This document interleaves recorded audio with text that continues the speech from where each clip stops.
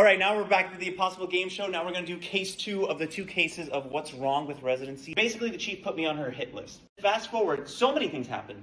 But one case I want to talk to you about is in January. I was working a regular shift, working Monday, working Tuesday, working Wednesday, Thursday, Friday. What happened on Friday is I was studying for my Step 3 exam, which is one of the national USMLE licensing exams you have to take as being a doctor. The Step 3 makes no sense, but because it's an extra $1,000 that they could just say, you have to take a test. They could just make, like, what's stopping them, not to give them ideas, from making a Step 4. Friday night, while I'm in study mode, I get a phone call from my friend who's supposed to be working on Saturday. And he says, Pete, I'm gonna have to call out on Saturday. And I said, why? He said, because I have my Step 3 exam next week. I said, well, I also have it next week. He said, yeah, but I need to study. He's like, yeah, you're on backup, so I'm just calling you ahead of time to let you know. I was like, could you please try to find someone else because I'm studying? He said, okay, let me see what I can do. He called, he couldn't find anyone. He said, I'm gonna call out. So he called out on Saturday. And Saturday, like I said before, is what? A 24-hour shift. So I came in for a 24-hour shift on Saturday, which functionally means that I'm sleeping for all of Sunday. And then you're what? Back to work the rest of the week. But surprise, surprise, surprise, this week was what? Our lovely Martin Luther King Day. So Monday is a holiday, and when it's a holiday, you actually work, what? A 24-hour shift. And I, being someone who was on her hit list, didn't get any holiday days off extra. I worked all of my shifts. So who was working on? You already know. It was me.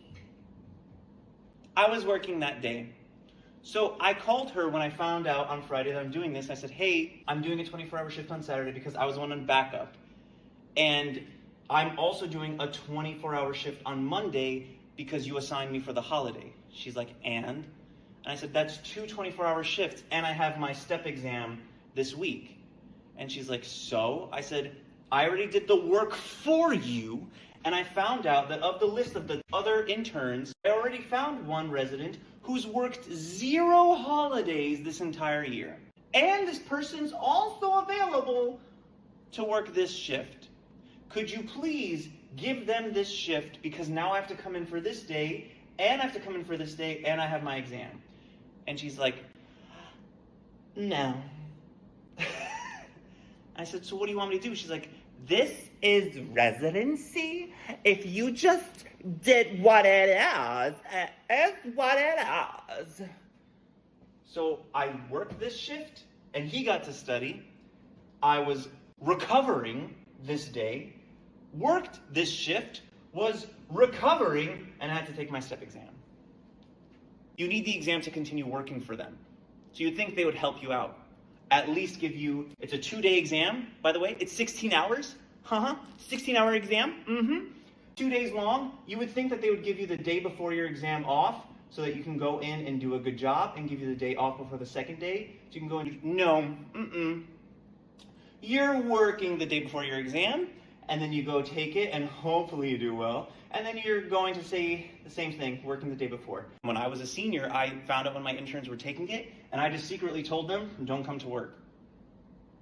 They're like, really? I said, yes, don't come to work. I actually had a second year when I was an intern. I saw her when we were in clinic. She found out 2 of my classmates were going to take the STEP exam the next day. She's like, what are you guys doing in clinic?